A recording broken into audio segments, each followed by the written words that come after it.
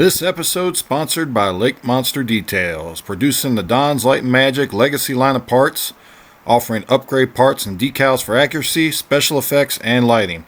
Visit www.lakemonsterdetails.com and make it glow.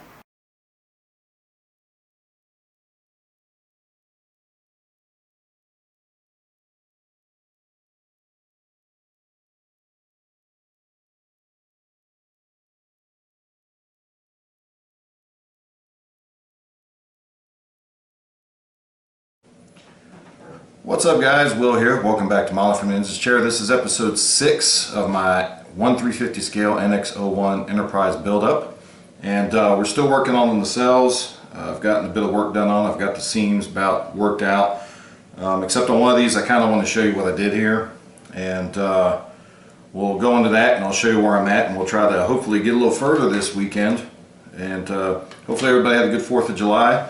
Currently right now I've got the Virgin Galactic launch is getting ready to take place, so I kind of got that streaming over here on the side. So I'm going to watch that and try to witness some history here. But a couple of things to go over before we get into the build, so give me a minute, I'll put you on the table and we'll get to work. Alright guys, here we are on the bench, and before I start getting into anything, I like to try to bring out, whenever I'm introduced to a new product or a new technique, I like to try to bring it out and show it to you guys that may not have seen this stuff or these techniques before. And one of those things that I've got to show, or I want to show this episode, is Mr. George J. McGregor introduced me to. He's actually been a great benefit to me in building models in general. He's been showing me a lot of different stuff. Hopefully he's going to put out his own YouTube channel here at some point, because he just has a lot of information and a lot of techniques to share. But one of the latest things he shared with me was these. I had been talking to him. I had mentioned about building. I've got the 1/2500 scale Enterprise, fleet of ships to build at some point, and I was trying to figure out a way to do the lighting on those small ships. And I had actually bought some. I don't know if I have them sitting out here right now, but I had actually bought some small motors I was going to try. See if I can find them real quick. Here they are. And they actually would fit in the nacelles, but the problem is these motors spin way too fast to use for the Bussard effect. But they're really small motors, but they spin at like 2,000 RPMs or something like that. They even when I try to slow them down, they're still spinning way too fast. So that wasn't going to work out too well for me. But Mr. George McGregor there, he told me about some, and I'd seen self-flashing LEDs before, but not self-flashing SMDs. So what I've got here is a SMD, and you can see how small that is.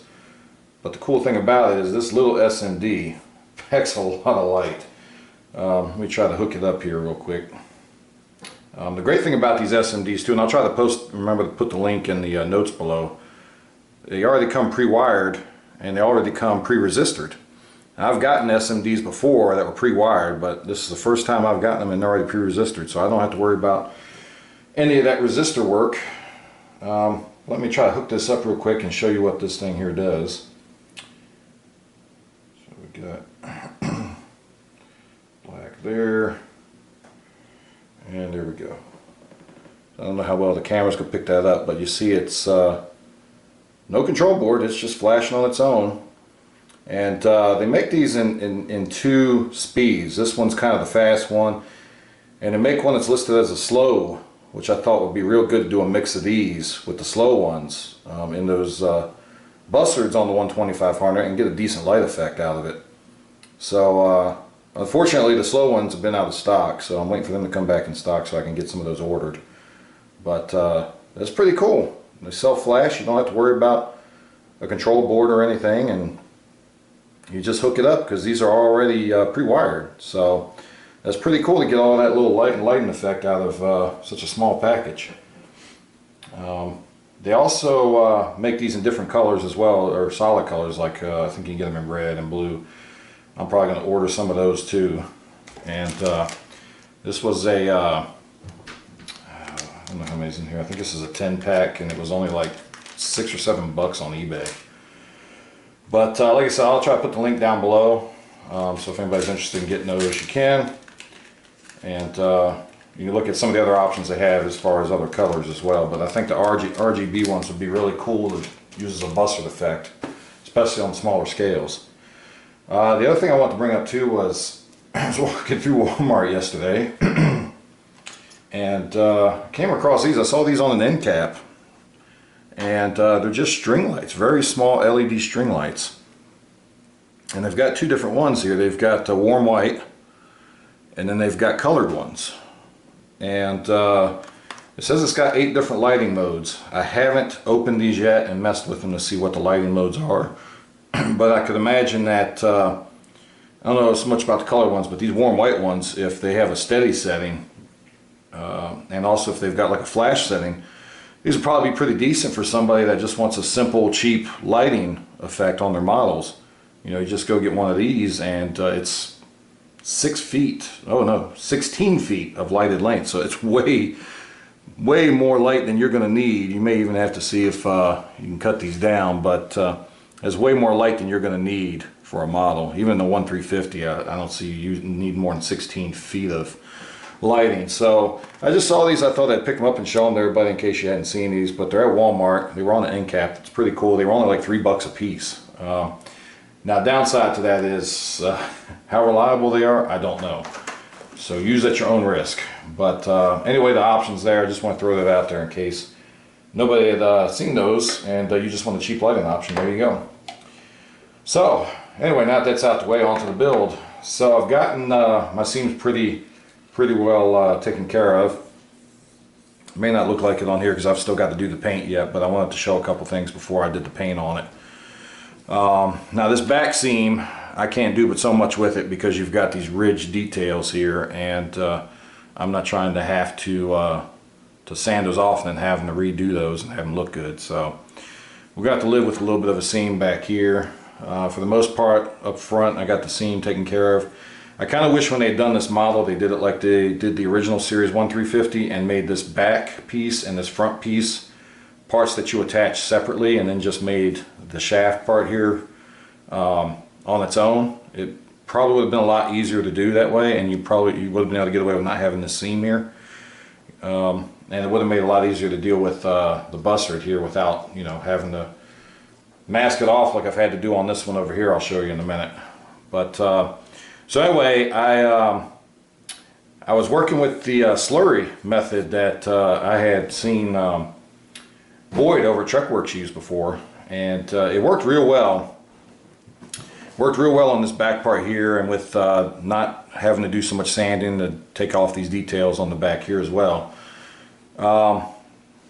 Wasn't working out too well on the longer seam though. I kept, no matter how much I added, it seemed like there was always a depression there still. So I ended up going back to, and John Black, didn't mean to be dismissive of his comment, but he had made a comment on the video that he uses a method where you tape off and you put down your putty, and then you can sand it, pull it off, and you've got a nice little seam, a nice little line there, nice and flat. So I've done that before because, again, I'd seen Boyd do this. Actually, I think I saw Boyd do this on his NX-01 build, where he had taped it off and used that same method, and it works out really well. It does give you a narrow line of minimal putty that you have to deal with in sanding. But so basically what you do, and I left this part like it just in case someone's not familiar with it. So basically you take your tape and you tape off either side of your seam line, and then once you put your putty down, I like to use the white putty because you can put it on really thin and it doesn't gob up or that. So you put your putty on, and you can do a little bit of sanding with the tape on it. This part here, the details aren't as close as they're on the top to that seam line, so it's not too big of a deal, but do a little bit of sanding to it just to make the tape break off evenly and not peel off any of your putty or tear off on there. Try and take some of that off. And then what you do is once you get some of that off, you can just peel this tape off.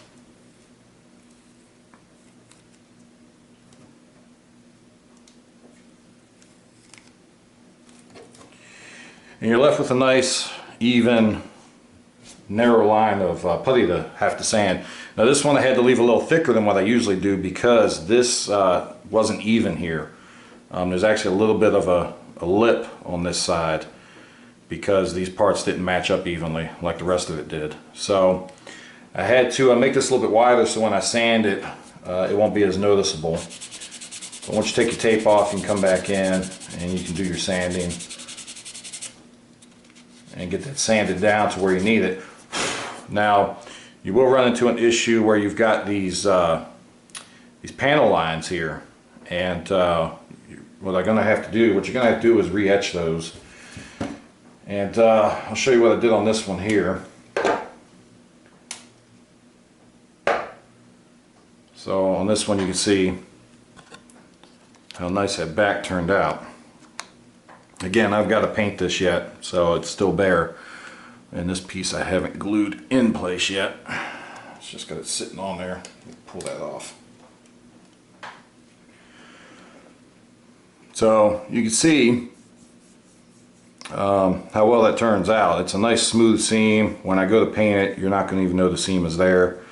But you paint it, sand it down. I use, I think it's a 220 grit to get most of it off, and then I come back with I actually have a 600 or 800 grit, and then I think this one's 1000 is the last grit I use for that, and get it smoothed out, and then come back, and for these panel lines you can just use like a little pick just to kind of break through it, or you can use the back side of your hobby knife and carefully do it, because you don't want to. These things sometimes have a habit of taking off in a different direction which you want your panel line to go. But I also have a panel line cutter as well, or a tool, whatever you want to call it. And you just drag it across, and once you get it set, you just drag it across and you get your panel line back in there. So should look pretty good. Once I get done with it again, I'm going to have a little bit of a seam here because I don't want to sand away these details. And I've already sanded them down pretty thin, but they're still very noticeable. So once I got that done, I got my seams good to go. I went ahead and attached the pylon to it. And you want to make sure that your matting surfaces are real clean. Take a knife if you've got paint on those matting surfaces here. Take your hobby knife, scrape it off, get it all cleared off, so that way you get a nice, good, tight bond to it. But what I'm going to show you is, you can see here where I've got my wires running out of that notch, and then the other plate is just going to go on top of this one. And I've got a notch. You see I've got a notch on this end too, so that wire is just going to run out through that notch. And then we'll be ready to mate it to the what I'm calling the impulse deck, and we'll be ready to go. So give me a little bit. I do have this taped off because when I paint, I don't want paint to get on my my chiller grills or those, you know, where the clear blue light needs to shine through on each side. So I'll have to do minimal painting because I already painted these ahead of time, so it'll be minimal painting, but I don't want to risk any paint overspray getting on these, so I just went ahead and covered them up, and also taped off the bussard collector on the front. So that way I don't have to worry about getting paint on any of those when I go to paint the top and the bottom of this. And then I've got to blend it in as well with the titanium gold. So let me get, I'll get this part here sealed up. I'll get the other panel put on top here. We'll get the paint done on this, and then I'll come back and show you what it looks like, because I think you can tell the difference a bit easier if I leave this one as it is and show you a side-by-side comparison. So give me a little bit, I'm going to work on that, and we'll be back.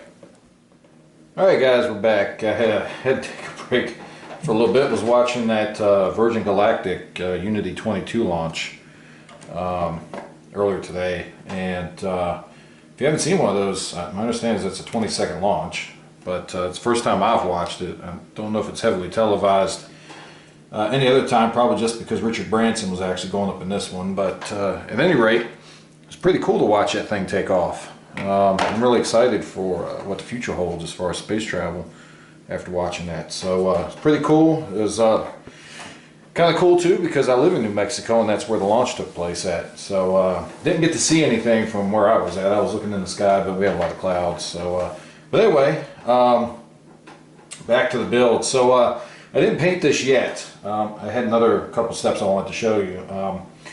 I decided I wanted to go ahead and get the pylon, the wing, whatever you want to call it, attached, and because you're going to have quite a bit of fill work to do. So what I did was, as you can see on this one, I got my hot glue gun and hot glued wires in place, so this is all in place.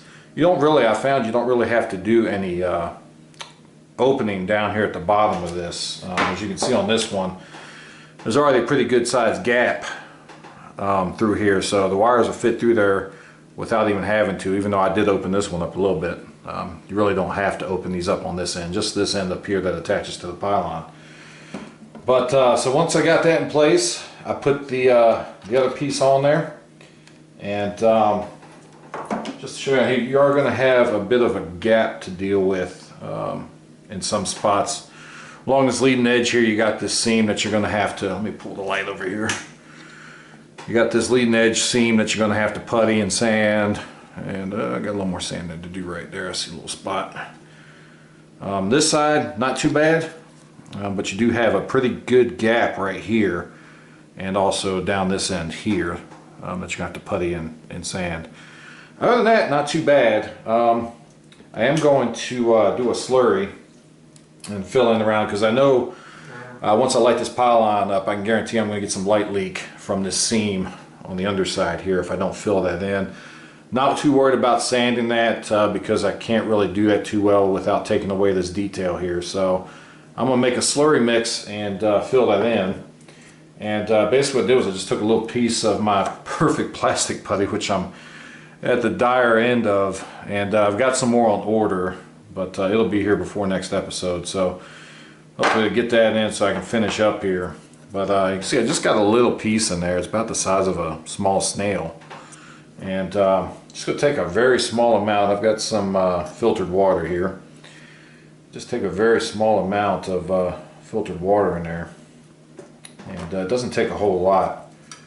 You just get in there and you mix this around. And that putty will kind of disintegrate and mix in with the water real good. And it's a very, like I said, very small amount. I don't need a whole lot right now, just a couple little seams I want to do real quick. Even that little bit of water may have been a little bit too much, so I'm going to have to try to squeeze a little more putty out of there to solidify that a little bit. I don't want it being so, ooh, see? I didn't want it to be in so much of a liquid that it actually runs down into the cell and starts getting on the wiring or that. So don't want it too thin. I'm surprised none of this spilled out right there, but mix this up a little bit.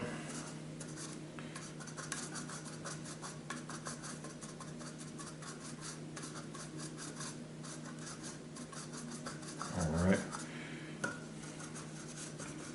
And the consistency on this I'm usually looking for, you don't want it to be a paste because then it won't get into the grooves, but I guess you kind of want it a bit thicker than a little bit thicker than probably, well, definitely more than half and half, but whipping cream, probably a little bit thicker than that. But once you get the consistency there, get it all mixed in. Alright, so now I can just take my brush, we'll excess off. And it's alright if I get this in more than just the seams because it'll just wipe right off. It's not going to hurt the paint. But we'll just drag this brush around the seam here and we'll get this filled in. Alright. So you see there that the seam is completely filled in. I got a little excess there. I usually keep a paper towel here, but it looks like I Okay, I haven't grabbed another one, so we're just going to use my little cloth here that I've been padding this so it doesn't get scratched up. I'm just going to dab away some of that excess. And like I said, the great thing about this is it'll fill in and help seal up those light leaks. And again, I picked this up from Boyd over at Trekworks, and I'm sure everybody at this point has seen Boyd's videos, but if you're just getting on YouTube and you happen across this one first, please go check out Boyd's videos. He's got some great videos out there, some good pointers. He has a video on an NX build that he did I think a couple years back now, but definitely check it out. Learned a lot from his videos. Alright, and that seems probably going to be pretty good there. So you see how that fills in around that piece. I don't have to worry about doing any sanding or any of that with it. So continue to do the same thing with this seam here. Just going to dab it, fill it in, let it run in. Again, this is why you don't want it too thin, but you don't want it so thick that it won't run into the seam either. So it's a little bit of trial and error with it. It's kind of hard for me to tell you. There's no exact measurement to this. It's just a matter of thinning it out and seeing how it does. And then if you need to thin it a little bit more, you just add a little more water to it. If you need to thicken it up a little bit, you just add a little more of the putty to it. I'm going to go along this seam here as well, because I'm pretty sure I'll probably get light leaks in there. And we'll just dab off that excess. Again, this isn't going to completely make that seam disappear, but what it will do is it'll get down in there, fill it in, and help to keep our light leaks to a minimum. So that way when I light this up, if I see some other light leaks, I don't have to do a whole lot of, maybe coming back with some black paint or that, and trying to get it in these little cracks here. Yes, consistency almost reminds me of baby formula. It's got some thickness to it, but not overly thick. It almost, if I don't know if you haven't had experience with baby formula, that probably really doesn't tell you anything. But those of you that have a pretty good idea what baby formula or powdered milk even, what the consistency of that stuff is. So. Again, just coming back over it, and I may have to just let this sit and let it set up a little bit, and then come back with a little bit more.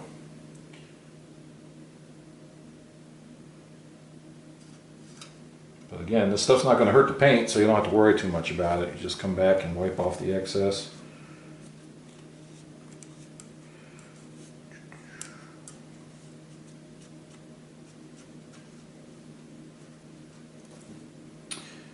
It'll be kind of hard to tell on camera, but you can see where it's starting to fill in some of these seams a little bit. Still a couple little gaps here and there.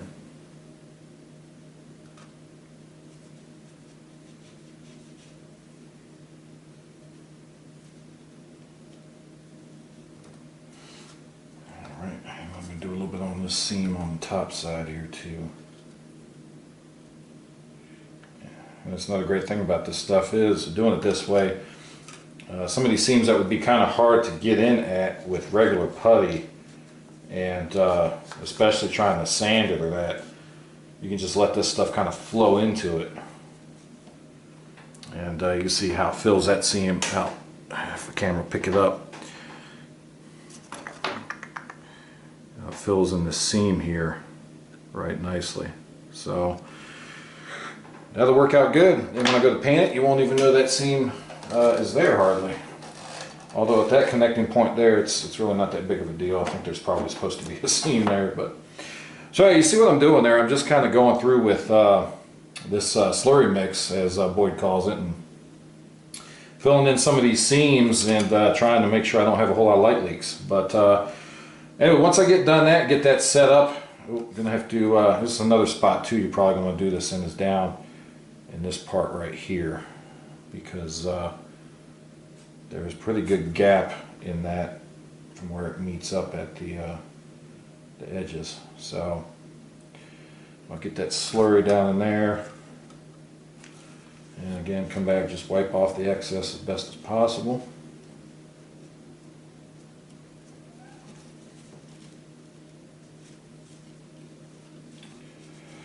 Anyway, I'm going to keep on working on this. I'm going to finish getting these seams filled in and sanded. And I'll get this one painted. And we'll come back and take a look at where we're at. And we'll compare it to the one that's still waiting to be completed. And we may wrap the episode up at that point because I don't want to make these too long. So give me a little bit and we'll be back. Alright guys, so I got a little bit further ahead than I was planning to. I was just going to get the nacelles wrapped up and come back. But there really wasn't anything to go over once I got those done. I got them done, they're painted. I do have to do a little bit of evening out on the paint tones. This nacelle over here is a little bit darker than this one, and that's just part of that because I'm doing that two-step process to get that two-tone color.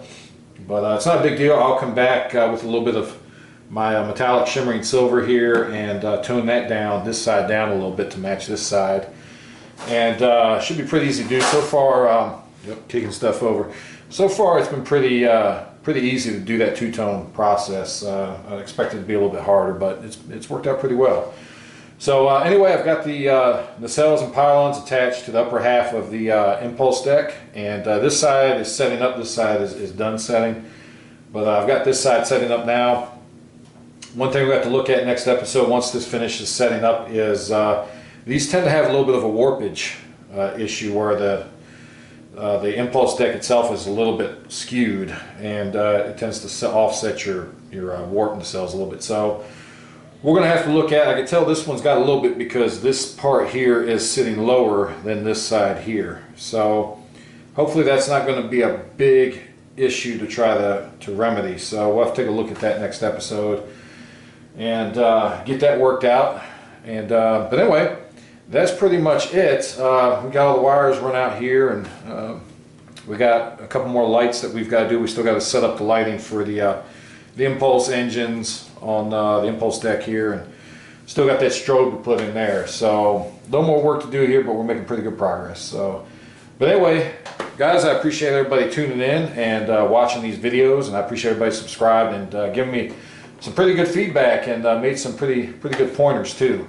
So but thank you for subscribing. If you don't subscribe, you don't have to, but please at least hit that like button below and let me know how I'm doing. And as a side note before I go, if you don't know, Fathom Events is doing a showing of Star Trek 4 next month, August. I think it's the 19th and 22nd, I believe, at Regal Cinemas. So if you live near Regal Cinema, go to fathomevents.com, and if you want to go see Star Trek 6 or Star Trek 4 on the big screen, they are selling tickets for that. I've already gotten mine. I'm going, if you happen to be in the Santa Fe, Albuquerque area, they're showing it in Albuquerque at, I think, the Cottonwood Theater there. And I'm planning to go there on the 22nd for the 3 o'clock showing. So if anybody else shows up there and you've been watching these videos, please, I'd like to meet some people. So, but at any rate, again, thank everybody for watching these videos, and until next time, keep modeling.